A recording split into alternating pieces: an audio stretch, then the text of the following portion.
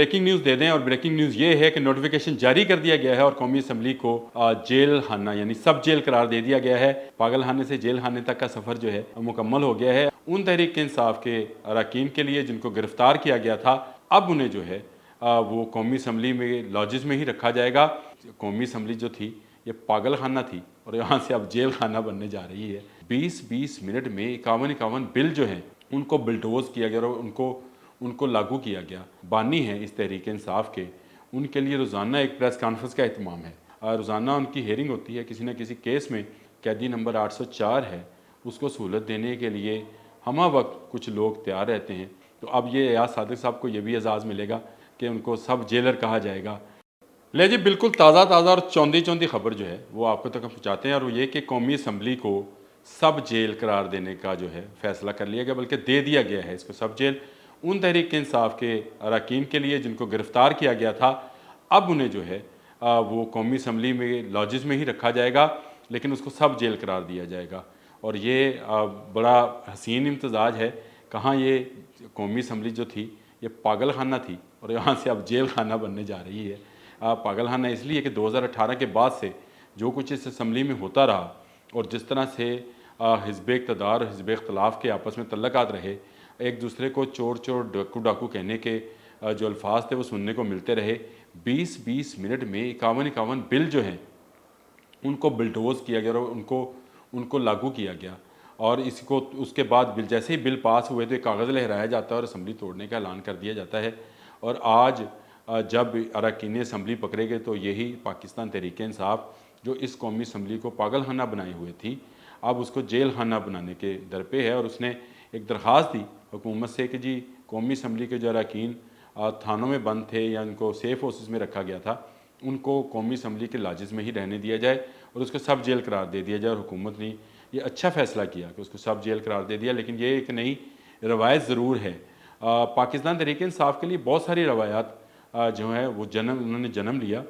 यानी आप सिर्फ ये देख लें कि इनके जो बानी हैं इस तहरीक इंसाफ के, उनके लिए रोज़ाना एक प्रेस कॉन्फ्रेंस का अहतमाम है। रोज़ाना उनकी हेयरिंग होती है किसी न किसी केस में और वहाँ पर जो है सहाफ़ियों को जाने की इजाज़त है। वो जाएंगे, उनसे सवालात करेंगे, वो उसके जवाबात देंगे और ये एक प्रेस कॉन्फ्रेंस की तरह से मामला होगा।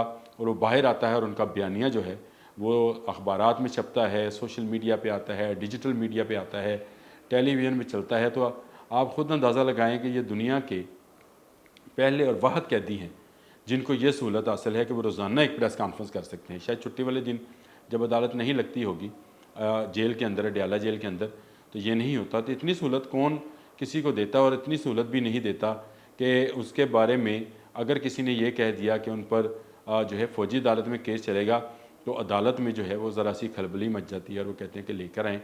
क्यों ये कहा गया किसी वज़ीर ने या किसी हुकूमती रुकन ने ये क्यों कहा कि फ़ौजी अदालत में केस चलेगा?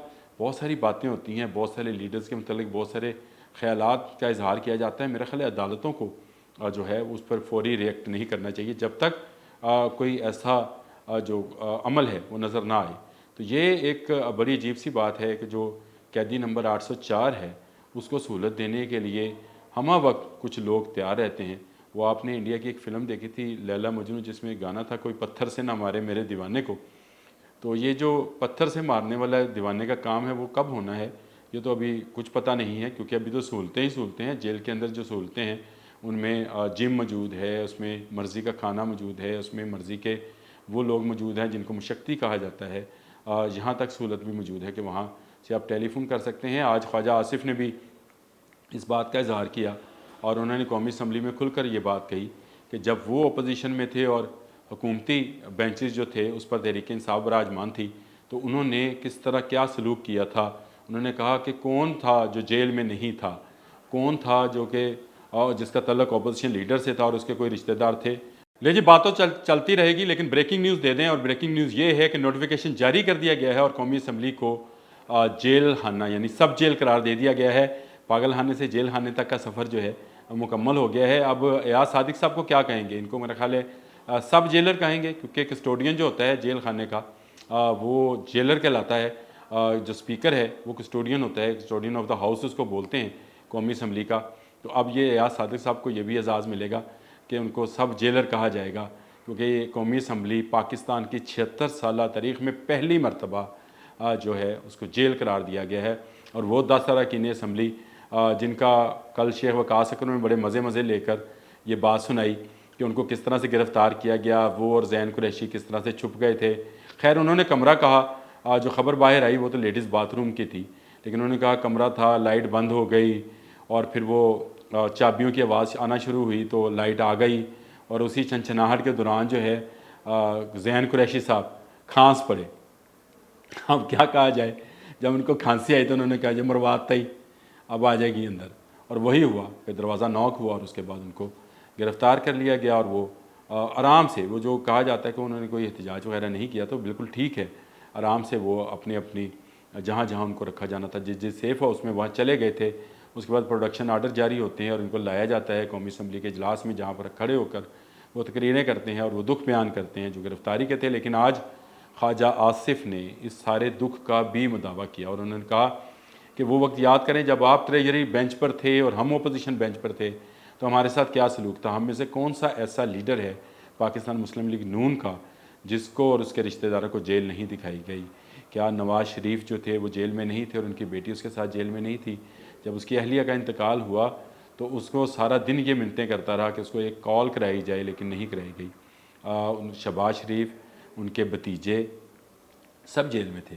फिर उसके साथ साथ उन्होंने कहा कि ख्वाजा साद रफ़ीक, सलमान रफ़ीक, दोनों भाई जेल में, अपना उन्होंने ज़िक्र किया और एहसन इकबाल का ज़िक्र किया। बहुत सारे लीडरान जो थे उन्होंने गिनवाए और ये उन्होंने कहा कि ये हमारा है कि हमने आज तक जो पिछले 2 साल में आप कह लें पीडीएम की और मौजूदा गवर्नमेंट को मिलाकर इसके टेन्योर में एक भी नैब का केस नहीं बनाया है।